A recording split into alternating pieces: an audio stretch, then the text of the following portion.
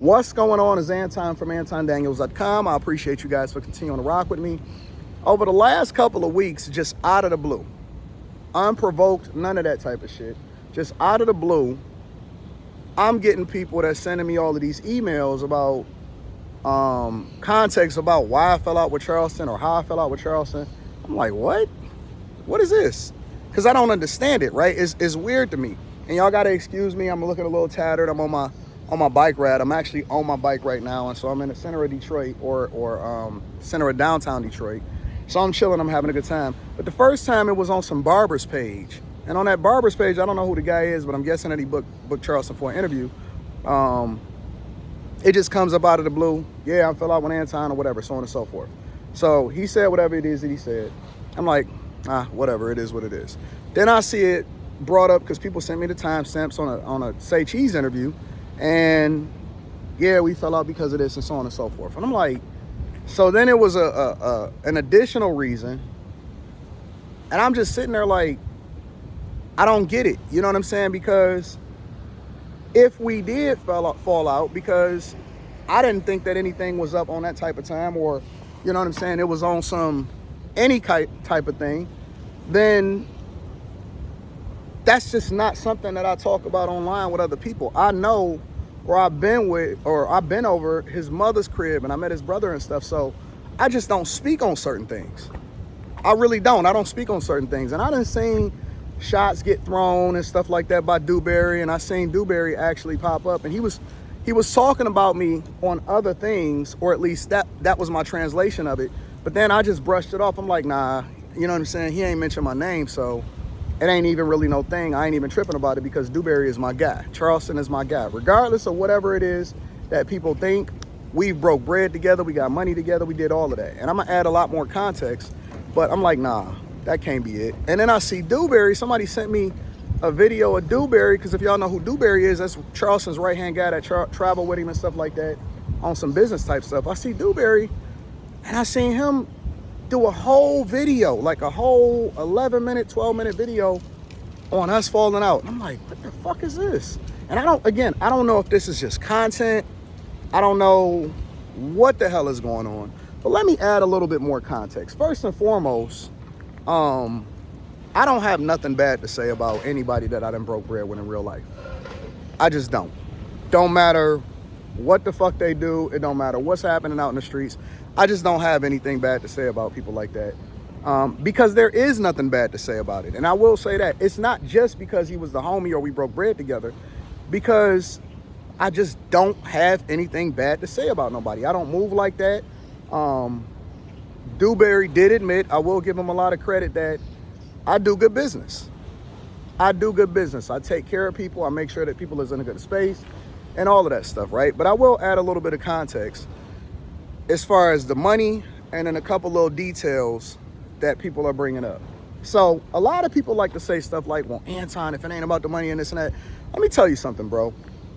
On the real, on some real type shit, and I ain't never spoke on this, ever. I done took strikes on my channel just because I wanted to release it. And Charleston was adamant that we release certain content in order to be able to get across certain points. I done took strikes on my channel that I've worked my entire life to build up. I've took strikes on my channel. There's a lot of interviews, especially during that time, because that was a time where YouTube was really, really censoring everything, especially around the Kanye West stuff and stuff like that. And I've showed y'all, I've had times where entire interviews, all of the clips was yellow, meaning that we made zero money. I made zero money off of that content, but I still released it because it was good for the culture, or me and Charleston agreed that it was important that we release this type of content, regardless of what was going on, but I took the L's as a result of it. That's just a fact. That's the facts. There's interviews where I've spent well over $10,000 in total costs, whether it was paying them, hotel rooms, flights, everything, right? I've paid a lot of money out and then I got zero return. Now, That doesn't mean that I didn't make money off of other stuff that we did. We absolutely got a bag. And I'm just going to be 100% transparent.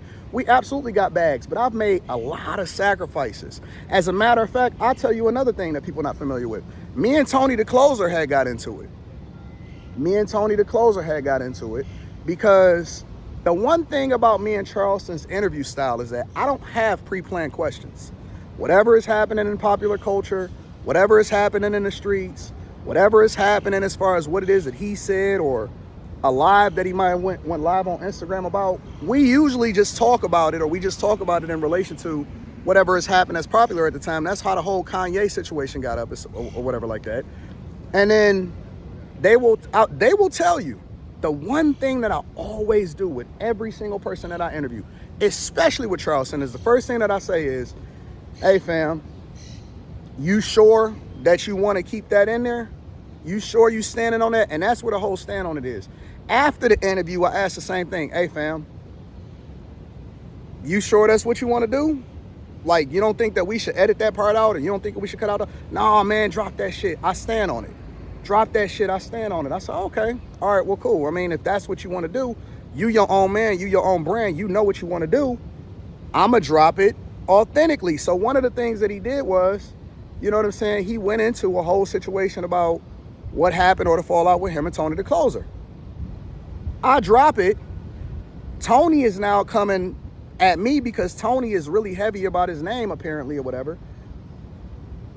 And so now me and Tony is having a back and forth.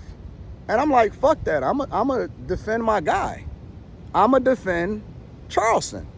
And so I'm going to stand on that shit with him because this is my guy. I go to his crib when I'm down in Dallas. I break bread. I done kicked it with his brother and his mother, whatever. And so me and Tony going back and forth over some shit that I don't even have no involvement in as far as my real experience of going back and forth with Tony.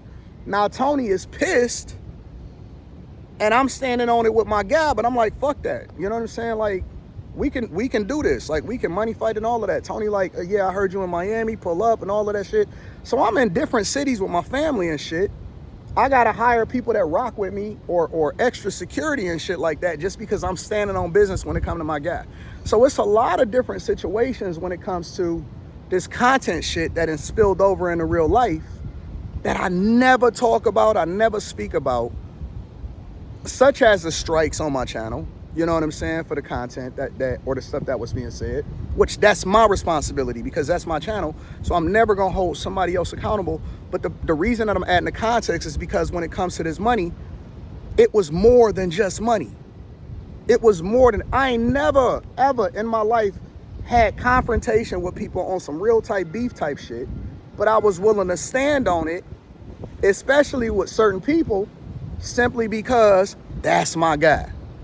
So it was way deeper than that. When it comes to Dewberry, for example, and Dewberry will tell you, I would always give the game. Hey man, this is how you do this. This is how you monetize this. This is how you get the bag. When you get the money, even when it comes to this content shit, this is how you can split that up. This is how you can maximize your profit when it comes to your content and stuff like that. So I would be teaching them the game and I would be giving them all of the context. And even when it came to outside of YouTube, you know what I'm saying? I would be telling them and I would be showing them how to flip the money in and invest in this. And yo fam, fuck this content shit. Like you can get money on content, but the real money is the assets. And so I was having conversations offline and all of that. So I wouldn't hold back information.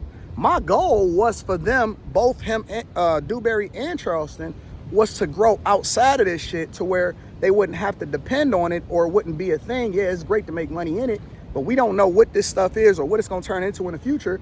Hey, flip this, get this money, do this, and so on and so forth. So absolutely, it was a real friendship. Absolutely, it was a real bag. I never was on no, let's just get the money type shit. As a matter of fact, Charleston would do an interview, and the only reason I'm even mentioning this is because this is what they said. And they would say, yeah, man, you know, I was on Live Nation or whatever like that, or I was about to go on tour with TK Kirkland or whatever. Or one of the things he said was, you know what I'm saying, I'm about to go to Houston. Okay, so let me add a little bit of context to that. We would pre-record the interview. I have editors that literally chop up the interview for YouTube. So when we edit the content, let's say that we shoot it on a Monday. 2 weeks from now, it's a possibility that I won't even start dropping clips until 2 weeks from now. So I pay for the interview, or I pay for all of the expenses, and we would party like a motherfucker. Like, we would all be courtside. Whenever Charleston come to town, it wouldn't just be me and Charleston one time, or a couple different times. You know what I'm saying? They would come in, and so we would get done doing a, interview or working or some stuff like that. And, Charleston was like, what's up with the game? Where I'll be like, yeah, I'm going to the game tonight, however to come up. And I'm like, yeah, I only sit courtside. But we would have 4 other people or 6 other people with us. And so I would be like, fuck that. We not, because Charleston would be like, hey man, you know what I'm saying? Let's just get him in the arena, you know what I'm saying? And then we'll still sit courtside. I'm like, nah, fuck that. We not just getting in the arena. If I'm sitting on the court and you sitting on the court, everybody is gonna sit on the court. So everybody that's in the city that's with us, we all gonna be on the flow. We all down there together. And so it wasn't no separation. It was a real brotherhood in real life. A real brotherhood in real life. But let me get back to the pre-record, right? So we would pre-record an interview, or we would shoot a bunch of content and shit. Okay, cool. And then I would ask him, you know what I'm saying? Hey, you sure you want to put this out? You sure? You know what I'm saying? And he would be like, hell yeah. Like, I stand on that shit. You ain't got to edit out what I say. I stand on that shit. Okay, cool.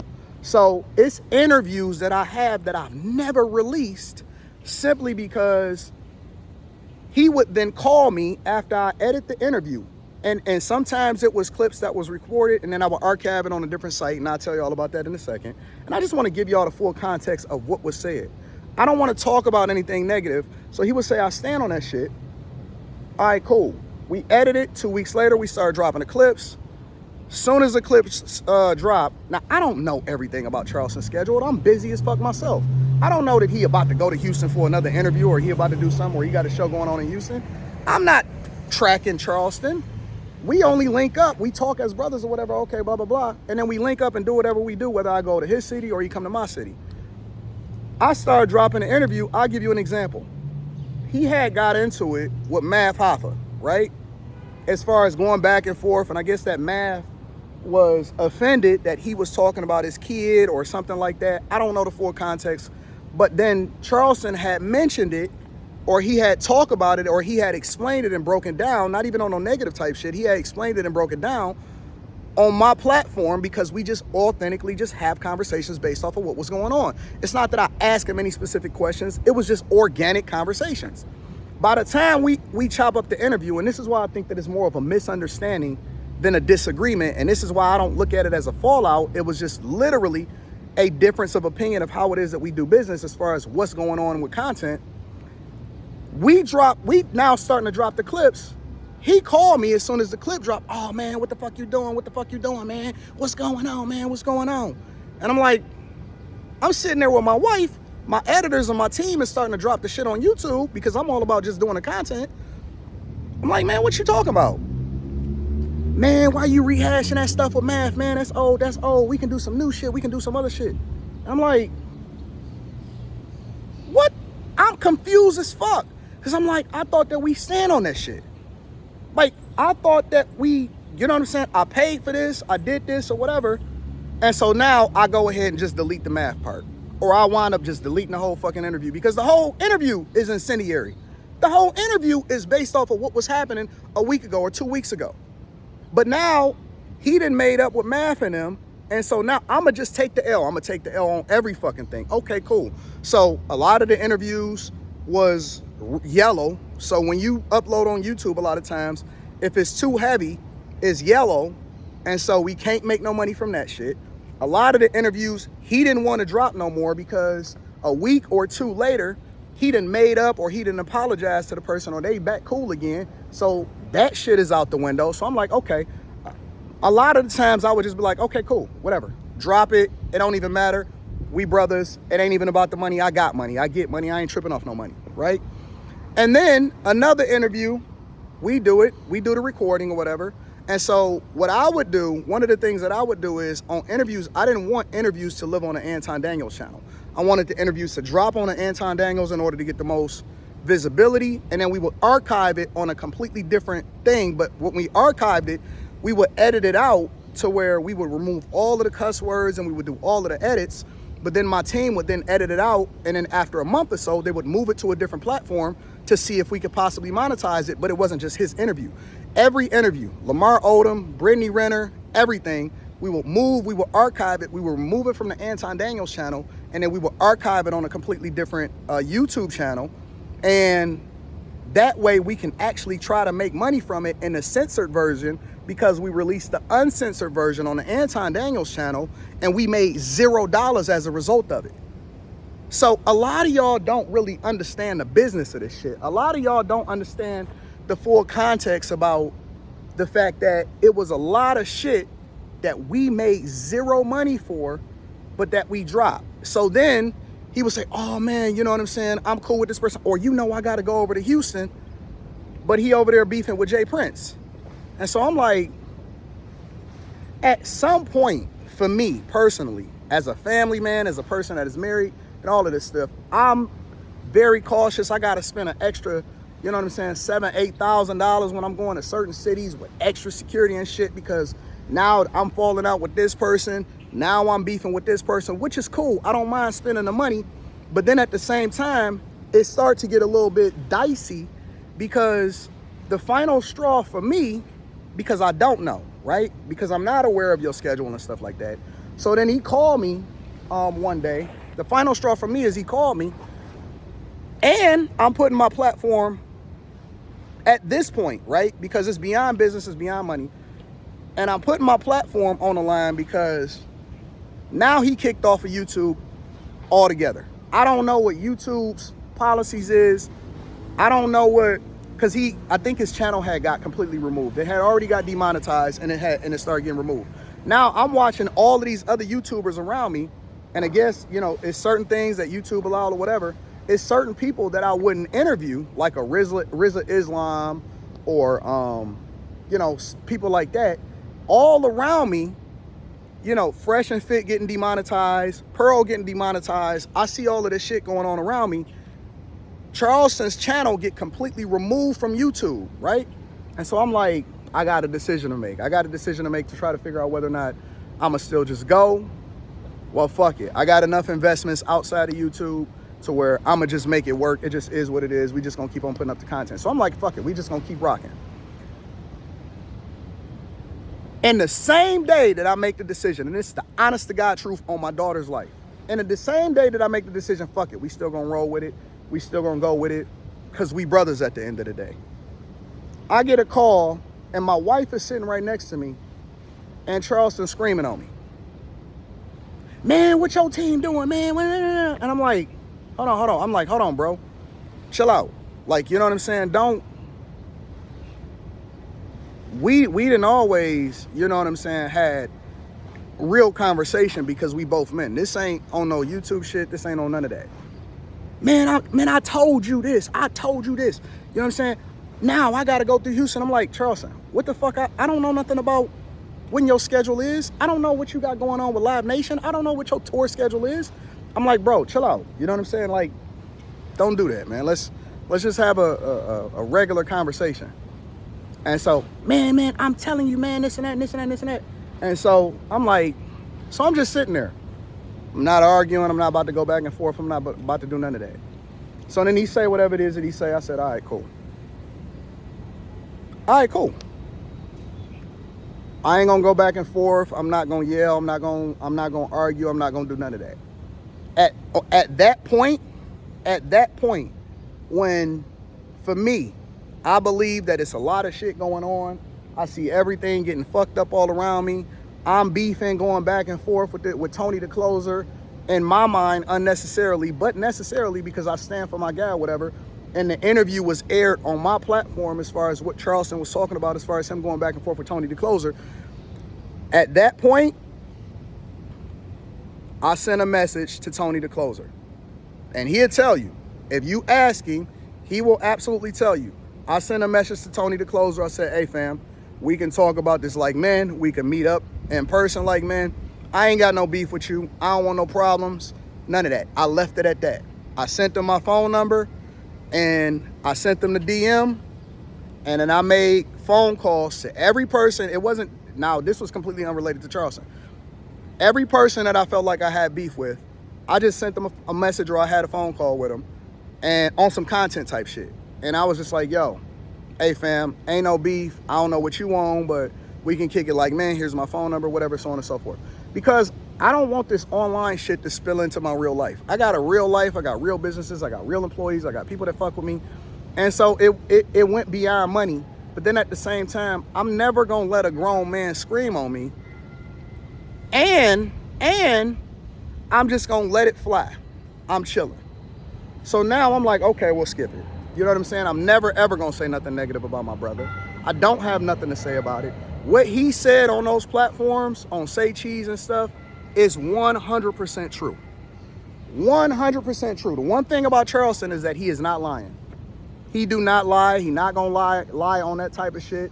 From what I've seen, everything that he said is 100% true. But that's the additional context behind it.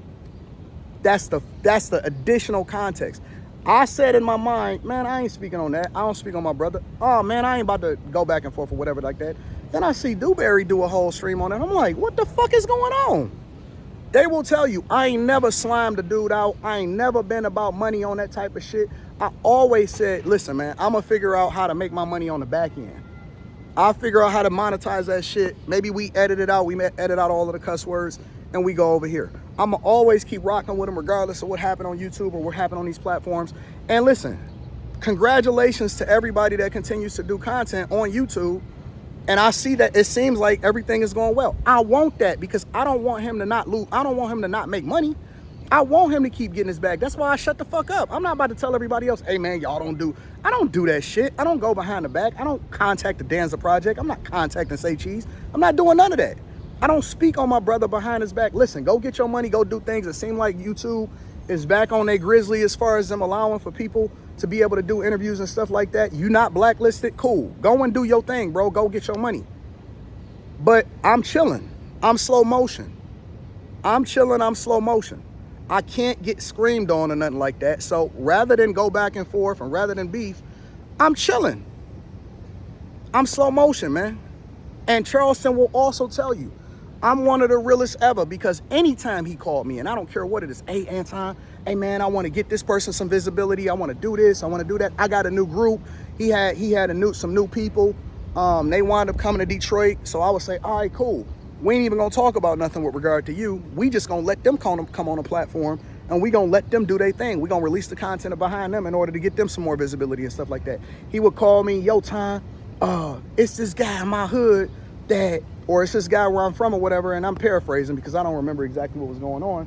Hey man, it's this dude over here in my place, in my hood or whatever, that, you know, he do some great, and Charleston is really about the kids. He really about the community. He really do hold it down for the people that's in the community.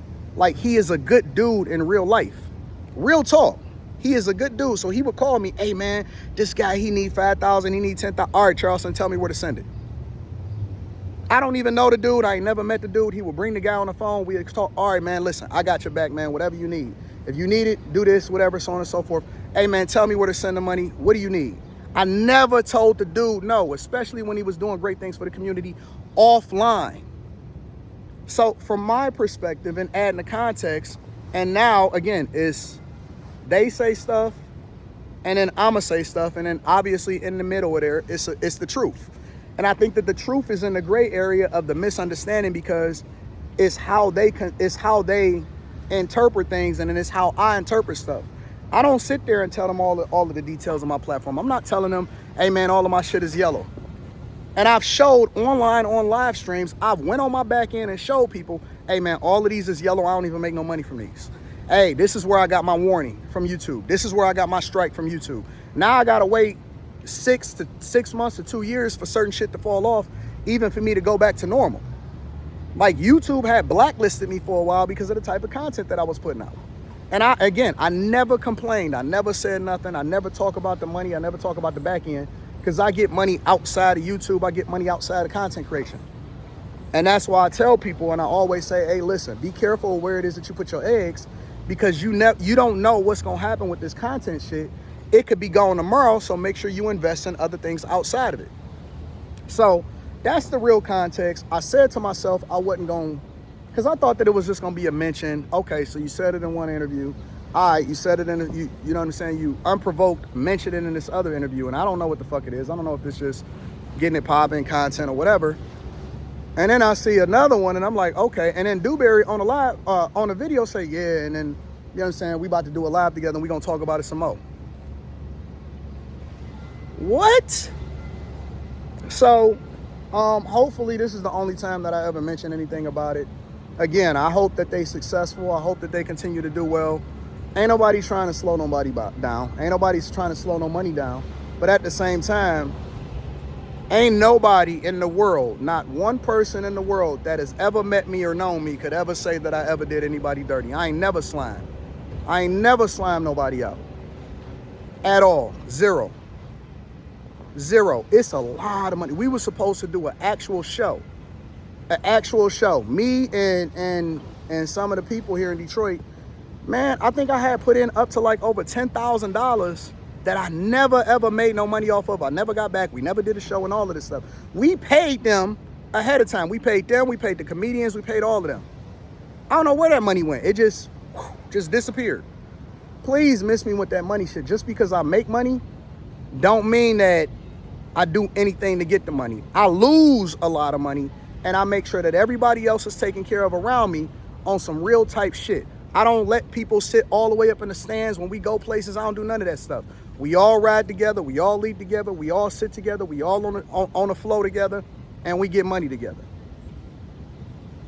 That's it. So, you know, some of y'all may agree with me. Some of y'all may disagree with me, but it is what it is. That's all. That's it. Ain't no more to it. I don't have nothing negative to say about people. Again, I don't look at it as a fallout. I look at it as a misunderstanding because his interpretation of it is completely different from my interpretation of it. But I can't have people just saying stuff and getting the wrong context without fully getting the understanding of what's going on. And this is the part of the game that I hate. I hate this shit. I hate the content aspect of this shit. You know what I'm saying? It would have been cool if this shit was just never brought up and never mentioned. Now I got to try to get a context so that, you know what I'm saying, people can get a better understanding, whether you agree with me or not, so people can get a better understanding of what happened in real life. Yes, I beef with real people in real life. Yes, it was other people that was trying to come. Yes, I had to hire extra security. Yes, I helped contribute and I was donating to, you know what I'm saying, anything that anybody called me for. Yes, I was trying to help him put on other people that he wound up signing to his company or his label or and all of this other type of stuff. 100%. It's never as simple as a simple thing. And I absolutely, positively hope that he continue to be successful. That's it. That's 100%. I love y'all. I appreciate y'all. I'm out.